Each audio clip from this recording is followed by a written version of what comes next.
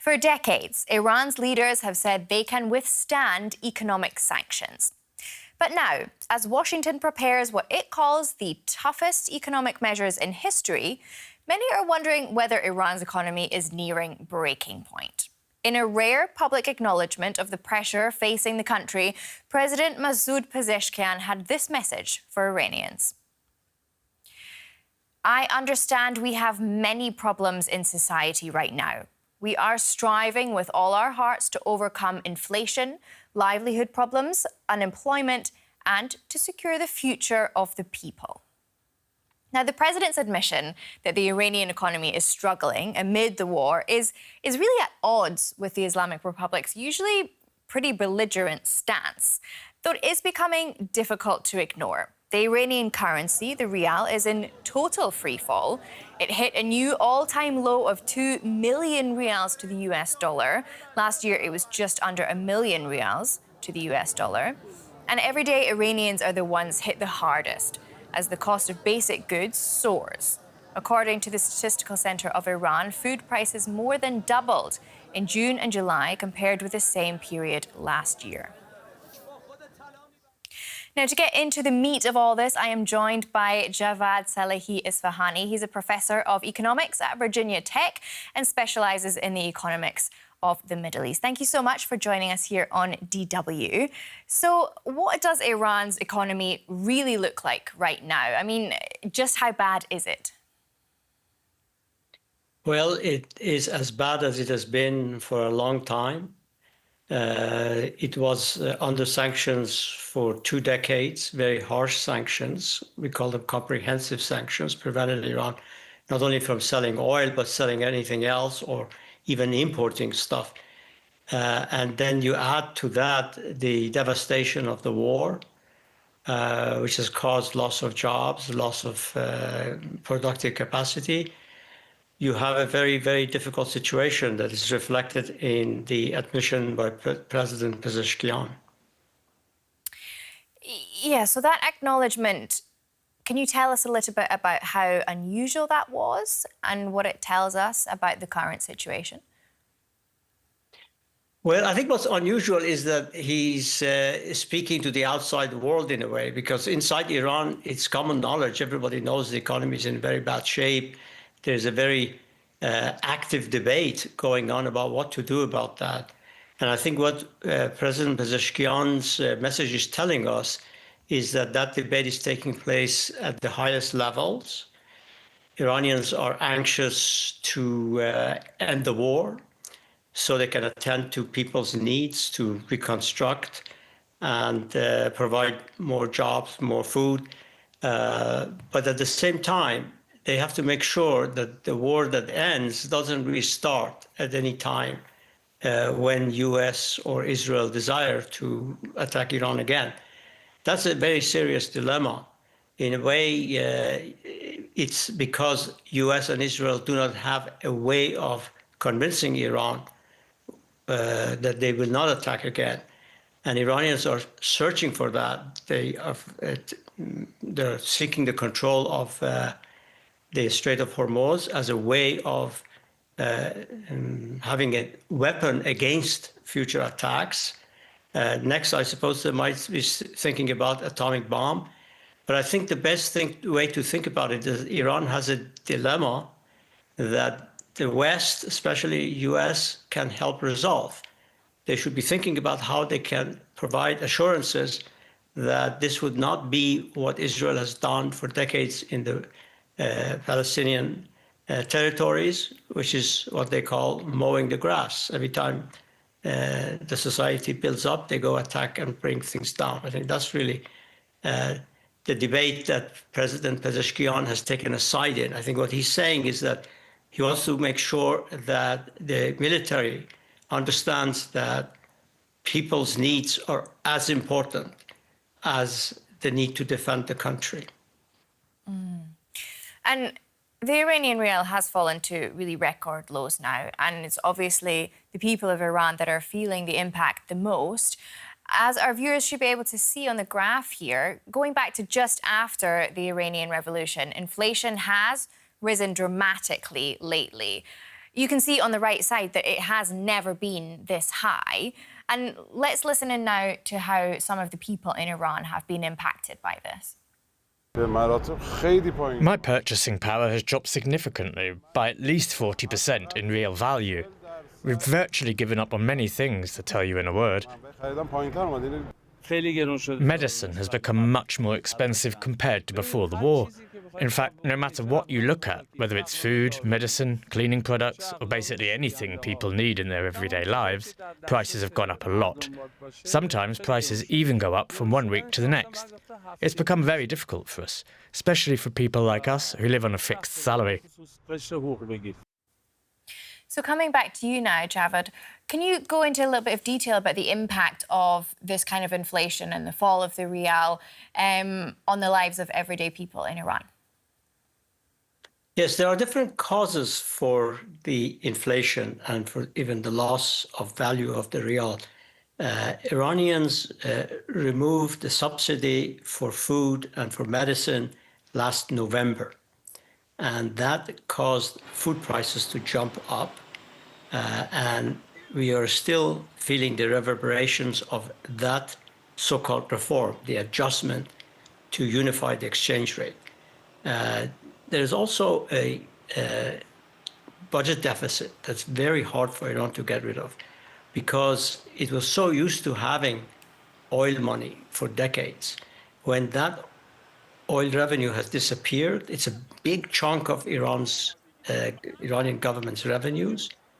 And it started resorting to printing money to cover that because raising taxes at a time when the economy is already in a slump obviously is very hard.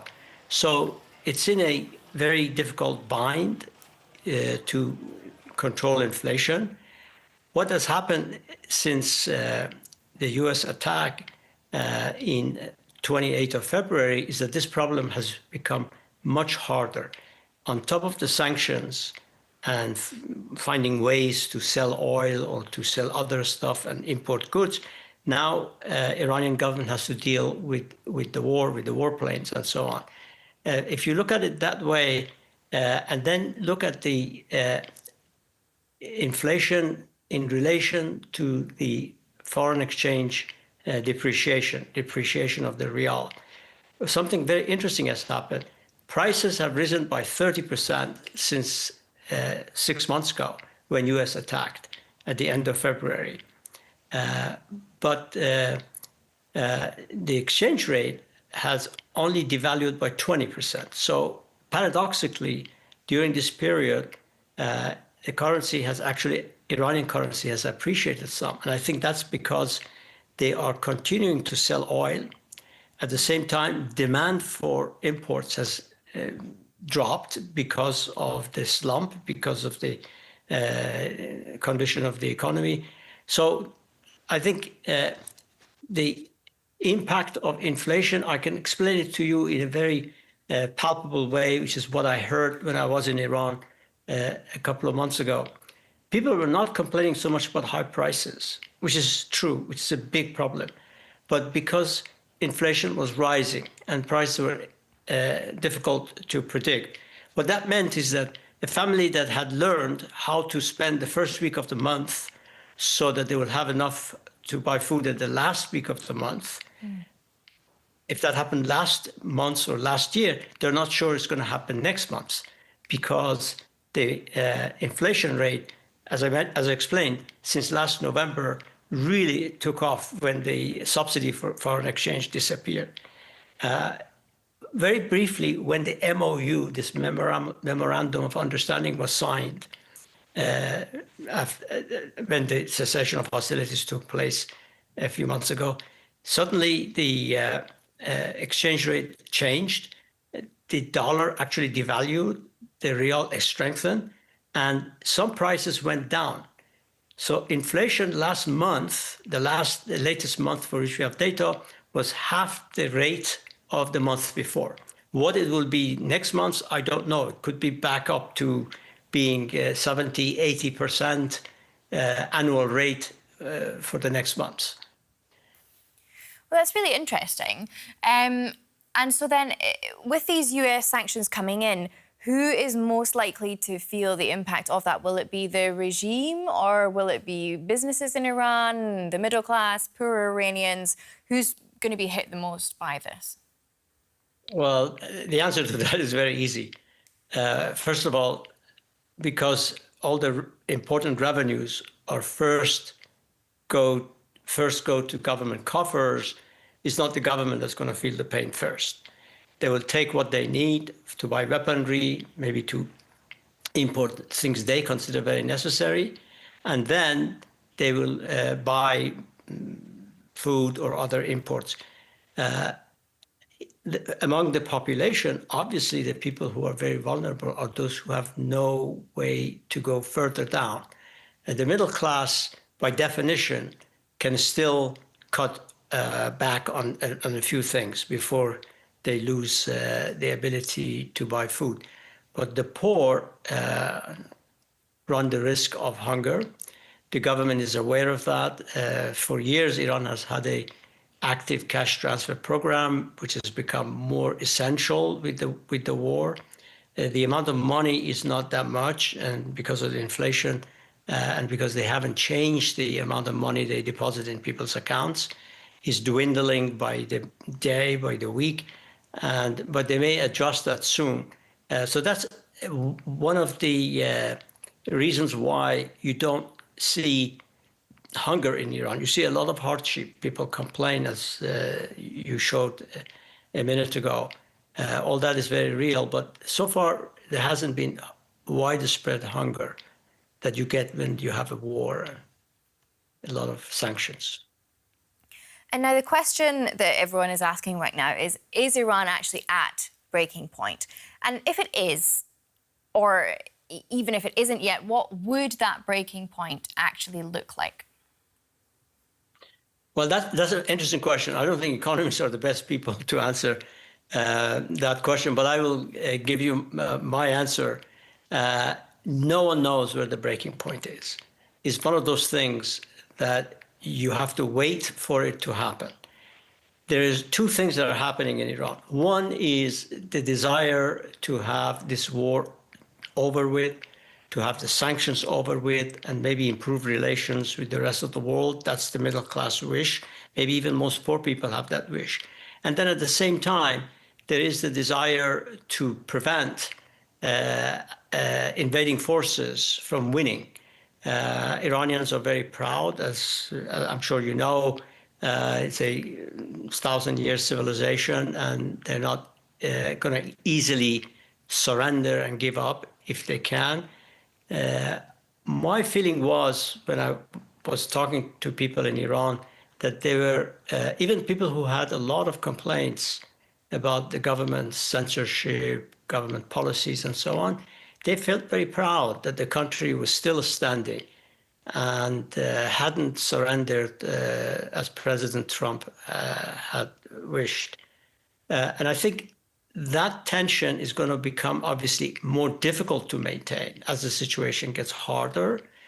But it's very difficult for me to say that if the living standards drop by another 20% or 30%, then people will go to the streets and ask their government to surrender.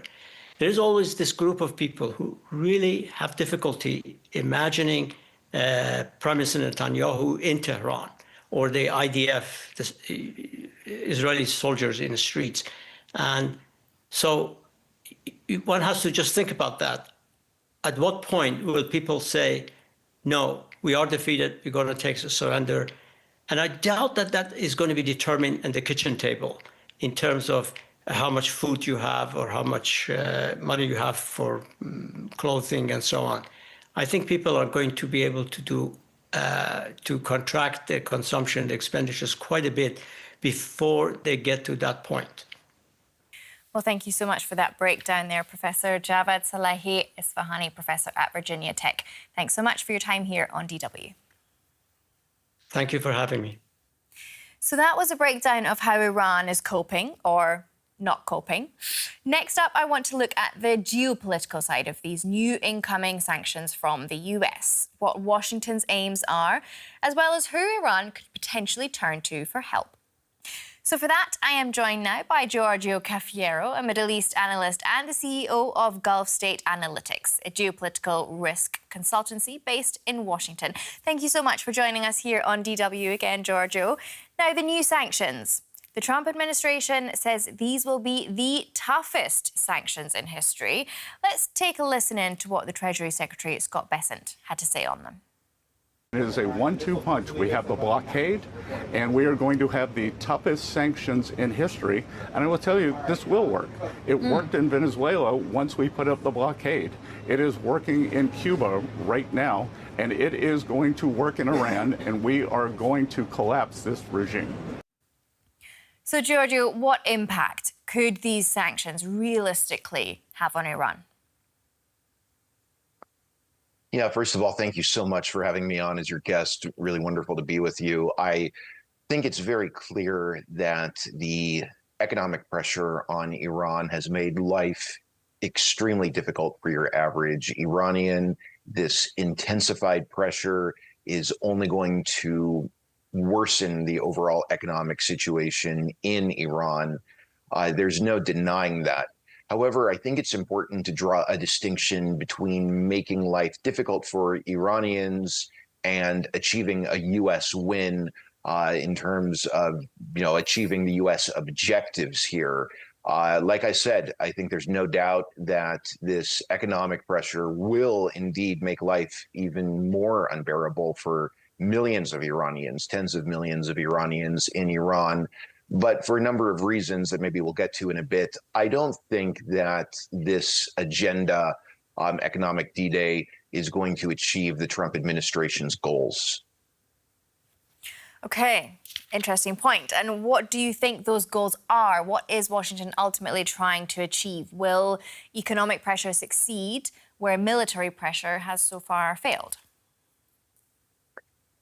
Well, yeah, that's a really good way to put the question, because I think that the Trump administration has sort of come to terms with the fact that the military operations against Iran failed to achieve the U.S. and Israeli objectives. So now it seems that military operations are kind of giving way to this new agenda of intensifying economic pressure on the Islamic Republic. Obviously, first and foremost, the White House wants to see the Strait of Hormuz opened. But there are, of course, other files that at various points in this conflict, the Trump administration has spoken about. These are goals the U.S. has had long before this conflict broke out almost 6 months ago. These have to do with Tehran's nuclear program, Iran's support for various non-state actors in the Arab world, Iran's missile program.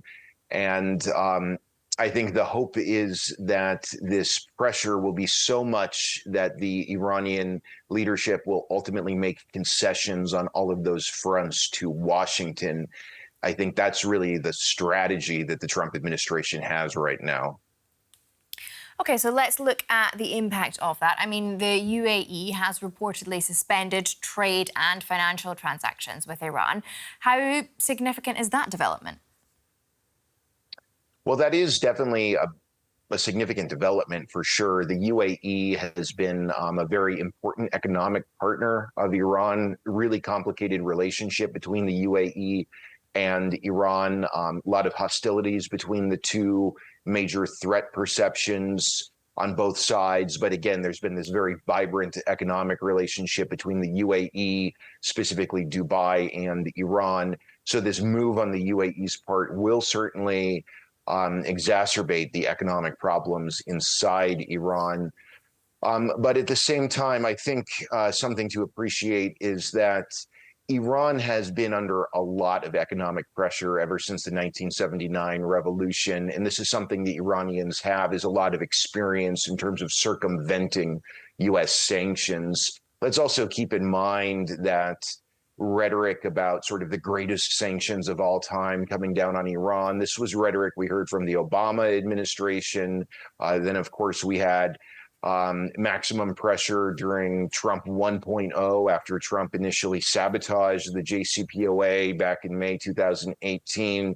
So there have been these previous episodes of the U.S. promising to basically do exactly what Trump is vowing to do now.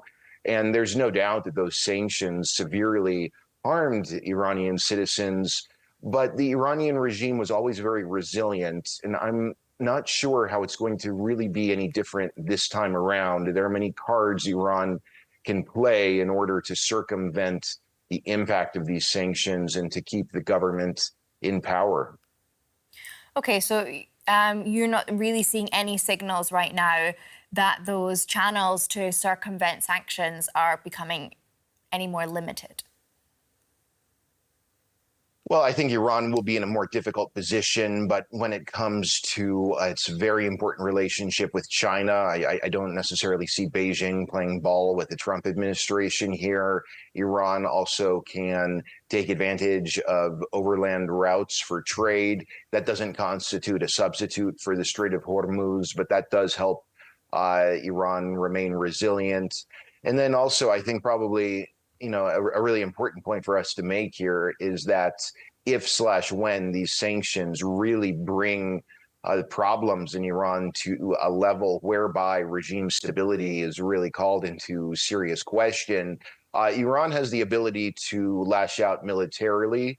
We saw this back during the first Trump administration when maximum pressure was in effect in the late 2010s. Iran demonstrated that it would make neighboring countries that were compliant with the Trump administration's maximum pressure policies pay a huge price. Iran has definitely demonstrated that it is capable and willing to strike against neighboring countries, including those in the GCC, which have been very vulnerable to Iran's military attacks. And I think that that's the path that Iran will take if these policies of economic D-Day continue, if they're implemented and they ultimately choke Iran to a point. Iran is not going to sit by and allow those policies to destabilize the Iranian government. They will lash out militarily. And I think that that's obviously going to make many countries in the region suffer, but it's also going to harm the U.S. economy. And I think Iran's plan will be to see to it that this will cause the Trump administration to blink first and make concessions to Iran. I think that's going to be the strategy we see from Tehran in this upcoming period. Yeah, let me pick up on that, this mention of how Iran has responded in the past, because we have a soundbite from the Supreme National Security Council Secretary, Rezaei, who issued a warning in retaliation to the US sanctions. Let's just take a listen into that first. If Trump wants to take certain actions, our response, we will retaliate in a seismic manner. First, we will tell all neighboring countries and countries around the world not to join the United States in an economic war against us. Any country that takes part in imposing economic restrictions on us will be regarded as an enemy. So countries participating in what he calls an economic war against Tehran would be considered enemies. So who is this targeted towards, and how seriously should we take that threat? I mean, the US would obviously have a similar reaction to any country who breaks the sanctions. Certainly. I think probably Arab countries, especially those in the GCC, are the main ones that this message is going to. Also, other countries to the east as well. Iran is making it very clear that any country that is a partner in this economic D-Day plan is going to be seen as an enemy, and Iran is saying it reserves the right to take action against those countries. We've obviously seen since late February that Iran has been able to severely harm the national security and economic health of the 6 GCC countries, granted to varying degrees. But I think we can certainly expect the Gulf Arab states to be the first targets if those countries are seen from the Iranian government's perspective as partners in this intensified pressure campaign. And you mentioned China earlier. How important are countries like China, Turkey and Iraq to Iran's economic survival? I mean, does it still have enough partners to withstand this new pressure? Yeah, great question. So obviously, as we know, when the JCPOA went into effect, there was some cautious optimism about this grand economic opening between Iran and the West. And then when that really shattered with Trump unilaterally pulling the U.S. out of the JCPOA, Iran really doubled down on this sort of geoeconomic pivot eastward. Sort of this look east orientation was key to Iran's strategies for circumventing the sanctions that the first Trump administration reimposed on Tehran. And out of all the countries in this look east orientation, China has been by far the most important. I think obviously China, which buys the vast majority of Iran's oil, is going to continue to be key to Iran's ability to weather the economic storm.